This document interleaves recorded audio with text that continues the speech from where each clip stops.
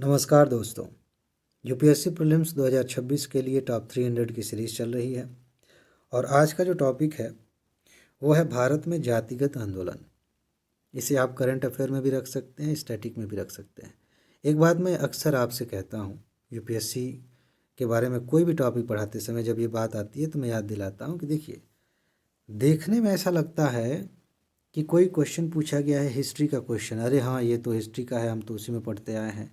देखने में लगता है कि ये पॉलिटी का क्वेश्चन है, लेकिन सवाल ये है कि हिस्ट्री से अगर 15 प्रश्न पूछे गए हैं 100 में से, तो यही 15 क्यों पूछे गए? हिस्ट्री में तो हज़ारों टॉपिक्स हैं, लाखों प्रश्न बनाए जा सकते हैं, यही क्यों पूछे गए हैं?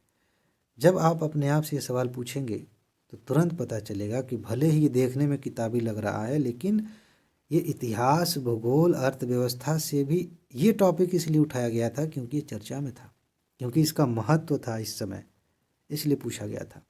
तो जब भी आप स्टैटिक भी पढ़ रहे हैं तो आंख बंद करके सब कुछ मत पढ़िए, वो पढ़िए जो सच में महत्व रखता है। और यही काम मैंने आसान किया, लगातार 4 सालों से सबूत दिखा रहा हूँ, बार बार कह रहा हूँ कि सिर्फ इतने टॉपिक पढ़ के जाइए, आप आराम से प्रीलिम्स क्वालिफाई करेंगे। और अभी जो 2025 वाला एग्ज़ाम हुआ है, आपने देखा है, सबूत दिखाया मैंने, 122 नंबर आप ला सकते थे वहाँ से। तो उसके लिए क्या करना है, सीधा सा आपको नंबर दिया जा रहा है, इस पर मैसेज करिए, जाकर नोट लीजिए और अच्छे से रिवाइज करिए। बाकी इसे पढ़ते हैं। देखिए, हाल ही में ऐसी बहुत सारी चीज़ें देखी गई हैं जिसमें राजनीतिक दलों ने भी इसमें यूँ कहें कि हिस्सा लिया है, इसे बढ़ावा दिया है, और भी समाज में चीज़ें दिख रही हैं। तो जातिगत जनगणना की मांग इसी बहाने उठ रही है। सरकार ने इस पे अपना स्टैंड क्लियर किया है।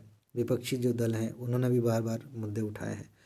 तो जातिगत जनगणना, जातिगत आंदोलन, ये सब महत्वपूर्ण हो गया है। जनगणना वाला अलग से हमने कवर किया भी है। अब इसमें क्वेश्चन कहाँ कहाँ से बन सकते हैं, एक चीज़ तो ये आप याद रखिए, भारत में राष्ट्रीय स्तर पर अंतिम जातिगत जनगणना ब्रिटिश शासनकाल में हुई थी 1931 में। आपके मन में आ सकता है कि सर मैंने पढ़ा है 2011 में भी हुई थी। हाँ हुई थी, लेकिन उसके आंकड़े सार्वजनिक नहीं किए गए थे। ये चीज़ आपको ध्यान रखना है, ठीक है। अब जब टॉपिक इसी बहाने आ गया है जातिगत आंदोलन का, तो जाहिर सी बात है कि हमें जानना होगा कि हमारे यहाँ जातिगत आंदोलनों का इतिहास क्या है। 19वीं सदी के अंत तक जाति भारतीयों के दैनिक जीवन का केंद्रीय हिस्सा बन गई थी, अभी भी है। मेंस का अगर ये टॉपिक होता, वो से है भी, लेकिन मेंस के लिए डिस्कस कर रहे होते तो मैं सिर्फ एक लाइन पर इस पर कम से कम 5 मिनट लेक्चर देता आपको, लेकिन अभी ये सामान्य सी बात है। जाति की परिभाषा क्या होती है, ये आप सामान्य बातें हैं, एक बार पढ़ के ध्यान रख सकते हैं। औपनिवेशिक समय में, यहाँ ध्यान दीजिएगा, उत्तर भारत में आपराधिक जनजाति अधिनियम लाया गया था 1971 जैसे कानून लाए गए, और बाद में पूर्व बंगाल में, दक्षिण मद्रास में, इनमें इसका विस्तार किया गया। ये थोड़ा सा ध्यान रखिएगा, पूछा जा सकता है। बाकी सामान्य सी बातें, जहाँ से प्रश्न बनते हैं वो बातें बताना ज़्यादा ज़रूरी होता है। ये कुछ ऐसी बातें जिन्हें आप एक बार पढ़ें तो बैकग्राउंड समझ में आएगा कि जातिगत आंदोलन का इतिहास क्या है, ठीक है। इसके बाद से जिन व्यक्तियों ने इन आंदोलनों को प्रमुख बनाया, समाज की मुख्य धारा में इनको लेकर आए, इस पर ध्यान गया लोगों का कि हाँ इस पर विचार होना चाहिए, वहाँ से प्रश्न उन व्यक्तियों के बारे में भी आता है और उनसे संबंधित आंदोलनों के बारे में। जैसे ज्योतिबा फुले के बारे में आपने सुना होगा, अभी हाल ही में मूवी आई थी। वे 19वीं सदी के मराठी कार्यकर्ता और सत्यशोधक समाज के संस्थापक थे। ये आपको याद होना चाहिए, यहाँ से प्रश्न पूछा जा सकता है। 2026 में यहाँ से क्वेश्चन आने की बहुत अधिक संभावना है, और आपको लगेगा कि ये कहाँ से आएगा, तब तक आप भूल चुके होंगे। इसलिए रिवीजन ज़रूरी होता है, बार बार नोट ले लिया तो बार बार रिवीजन भी करिएगा, ठीक है। तथा वे आधुनिक भारत के पहले जाति विरोधी विचारकों में से एक थे, ठीक है। इसके बाद उन्होंने गुलामगिरी पुस्तक लिखी थी।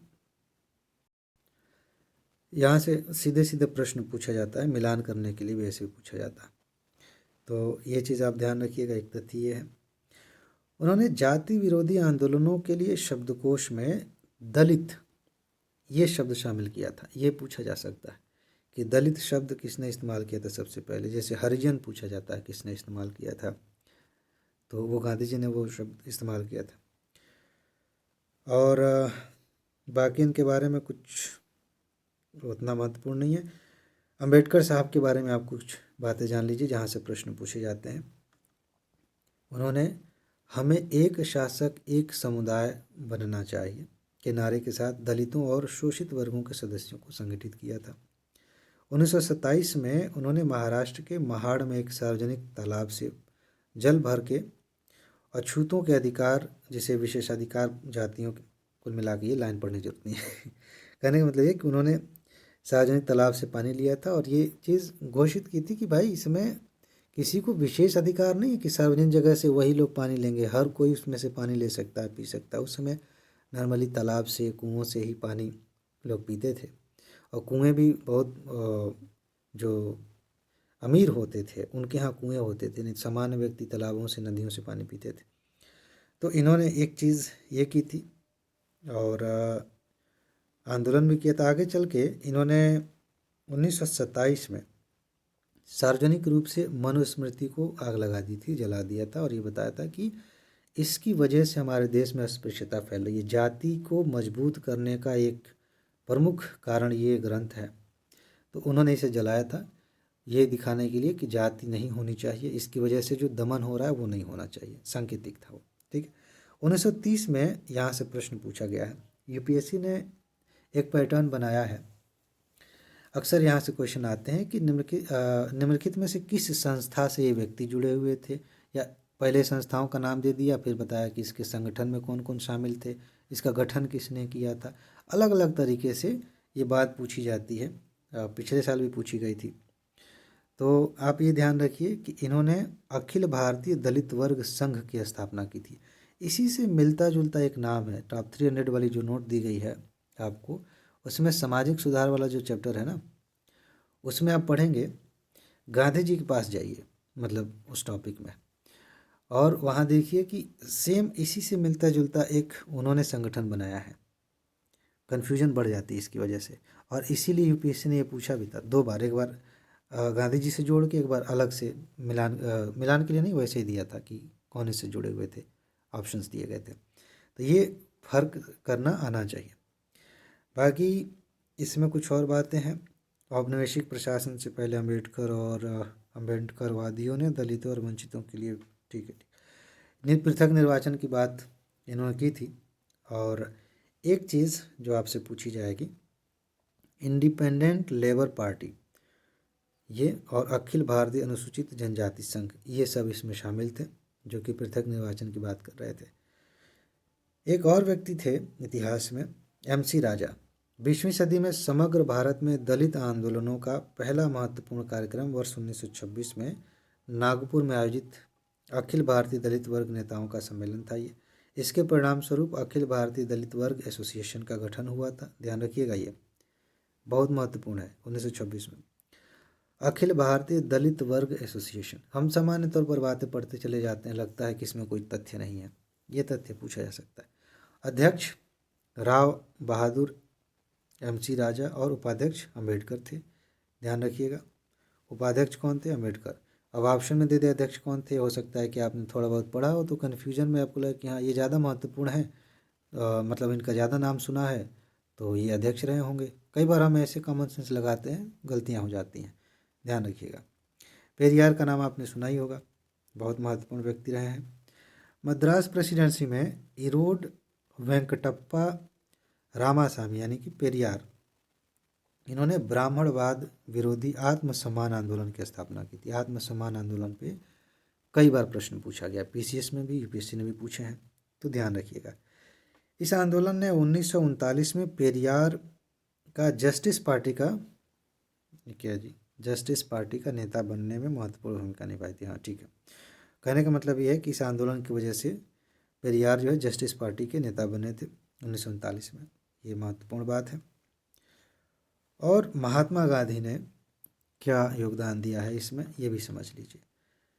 दलित वर्गों के लिए पृथक निर्वाचन क्षेत्रों की घोषणा के बाद गांधी जी ने हिंदू समुदाय के अंतर्गत कथित विभाजन के विरोध में अनशन किया था। फिर क्या हुआ, अनशन चला, गांधी जी की हालत ख़राब होती चली गई, अम्बेडकर साहब को मनाया गया कि मान जाइए, अगर वो मर गए तो देश का माहौल ख़राब हो जाएगा, और भी बातें हैं। तो समझौता हुआ, पूना पैक्ट हम पढ़ते हैं। यूपीएससी ने अब तक पूना पैक्ट पे बार बार कई क्वेश्चंस पूछे। अभी 2025 में मिलान वाले इसमें मैं सबूत दिखा रहा था, पीसीएस में, उसमें भी पूछ लिया गया था, यूपीएससी भी पूछती है। तो हस्ताक्षर किए गए। इसके तहत हिंदू धर्म के सभी व्यक्तियों के लिए संयुक्त निर्वाचन मंडल का प्रावधान किया गया था और दलित वर्ग के लिए विशेष आरक्षण की व्यवस्था की गई थी। सीटें लगभग दुगनी कर दी गई थी। तो इस पर भी डिबेट चलती है कि अगर पुनः समझौता नहीं हुआ होता तो क्या होता, हो गया होता तो क्या हो गया, तो वो तो दिख ही रहा क्या हुआ है। तो वो अलग डिबेट का मुद्दा है, आप इस पर अलग से विचार करके जा सकते हैं, खासतौर से जब इंटरव्यू में जा रहे हों और ऐसी संभावना है कि आपसे इस बारे में पूछा जा सकता है, तो ध्यान रखिएगा। 1932 में ध्यान दीजिएगा, गांधी जी ने अस्पृश्यता के उन्मूलन और जाति उत्थान के लिए हरिजन सेवक संघ की स्थापना की थी। ठीक है, ये चीज़ ध्यान रखिएगा। आपको पता है अभी मैं कुछ इस तरह की बातें कर रहा था, चीज़ें लिंक करके चलिए कि मैं अभी थोड़ी देर पहले कुछ बात कर रहा था, कहीं उसका संबंध इसी से तो नहीं है, तो ज़्यादा अच्छा रहता।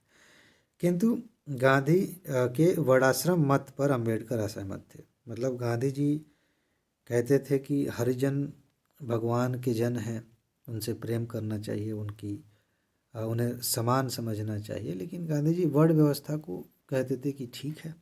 अम्बेडकर साहब कहते थे भाई ये वर्ण व्यवस्था की वजह से ही तो जाति शुरू हुई है, तो इस पे असहमत थे। और इसी तरह की चीज़ें यूपीएससी ने कई बार मेंस में पूछी, जैसे महात्मा गांधी और अम्बेडकर के विचार। एक क्वेश्चन आया था कि उसका मैं सिंपल करके बता रहा हूँ कि इनके उद्देश्य एक थे लेकिन रास्ते अलग अलग थे, इनके विचार अलग अलग थे दलित उत्थान के लिए। आप इसे कैसे साबित करेंगे? इसी तरह के तथ्य देकर आप इस बात को साबित करेंगे कि दोनों लोग चाहते थे कि अस्पृश्यता नहीं होनी चाहिए, लेकिन गांधी जी का रास्ता अलग है, अम्बेडकर साहब का रास्ता अलग है। ठीक है, कुछ मामलों में कॉमन भी है लेकिन कई मामलों में अलग भी है। तो ये इससे असहमत थे। बाकी ब्रिटिश नीति में परिवर्तन हुआ, आगे चल के चीज़ें थोड़ी बेहतर हुई। हालांकि अभी भी हमारे यहाँ ये बहुत भारी समस्या है कि जाति के आधार पर बहुत कुछ तय होता है, शादी ब्याह, यहाँ तक कि प्राइवेट सेक्टर और यहाँ सरकारी नौकरियों में कई बार जाति के आधार पर भेदभाव भी हो रहा है। हालांकि कुछ चीज़ें ऐसी हैं जैसे आरक्षण दिया जा रहा है जिनको जाति के नाम पर दबाया गया है। ये तर्क कुछ लोग कहते हैं कि नहीं होना चाहिए आरक्षण। शायद वो समझ नहीं पा रहे हैं, इस चीज़ को महसूस नहीं कर पा रहे हैं कि जिस व्यक्ति को आरक्षण दिया जा रहा है उसके पूर्वजों ने क्या झेला है और उसको आरक्षण की ज़रूरत अभी क्यों है। उस हालत में वो है व्यक्ति, उसके लिए पूरा समाज जिम्मेदार है। हाँ, ये ज़रूर है कि जिस वर्ग को आरक्षण दिया जा रहा है उस वर्ग में कुछ परसेंट लोग ऐसे होते हैं जो आर्थिक रूप से सक्षम है और उन्हें आरक्षण का लाभ नहीं लेना चाहिए। इसीलिए यूपीएससी ने, सरकार ने क्रीमी लेयर का कंसेप्ट लाया है कि भाई सरकारी नौकरी आपको मिल गई है तो भले ही आप आरक्षित वर्ग से आते हैं, आपको नौकरी में आरक्षण नहीं दिया जाएगा बच्चे को, तो उसकी व्यवस्था की गई है। लेकिन अगर आप तार्किक होकर सोचेंगे तो आपको ये नहीं सोचना चाहिए कि आरक्षण ख़त्म, ऐसा होता है ना, अभी आंदोलन चलता है कभी कभी बीच में सोशल मीडिया पे कि आरक्षण ख़त्म करो, इससे ये हो रहा है वो हो रहा है। नहीं, इसके पक्ष में बहुत सारी बातें की जा सकती हैं और आपको बहुत संतुलित होना पड़ेगा। पता चले कि इंटरव्यू में चले गए और आप जोश जोश में आके कह रहे हैं कि आरक्षण बिल्कुल नहीं होना चाहिए, ऐसा लेवल प्लेइंग फील्ड नहीं बन पाता है, तो आपको दिक्कत हो सकती है। यूपीएससी कहेगी कि आप उतने समझदार अभी हुए नहीं, आप आरक्षण के कंसेप्ट को नहीं समझ पा रहे। हाँ, ये ज़रूर है कि अगर सवर्ण वर्ग से कोई व्यक्ति है और उसके मन में ये डाउट आ रहा है तो नेचुरली आएगा कि हमारी क्या गलती है, हमारे पूर्वजों ने जो किया होगा उसका भुगतान हम क्यों करें। लेकिन इस पे मेंस में कभी हम लोग विस्तार से बात करेंगे। ये मुख्य परीक्षा का विषय है, निबंध का भी विषय है, इस पर निबंध लिखने के लिए आ सकता है। सारे पक्ष इसके आरक्षण के प्लस पॉइंट क्या है, कुछ नेगेटिव पॉइंट भी है, ऐसा नहीं कि सब अच्छा अच्छा है, उस पर भी बात किया जा सकता है। फिलहाल आज के लिए इतना ही है। और एक बात फिर से याद दिला देता हूँ, तुरंत नोट लीजिए, अभी नोट लेकर अच्छे से तैयार करिए, बार बार रिवाइज करिए, जितना आप रिवीजन करेंगे उतना फ़ायदा होगा। तो जाइए, व्हाट्सएप नंबर दिया गया है कमेंट में, डिस्क्रिप्शन में जाइए, ऐप से भी आप नोट ले सकते हैं। नोट लीजिए, अच्छे से पढ़िए और एक बात, अपना ख्याल रखिए, खुश रहिए, मस्त रहिए, मुस्कुराते रहिए, जल्दी से सफल होइए और ज़िंदगी को एंजॉय कीजिए। आगे मिलते हैं, नमस्कार।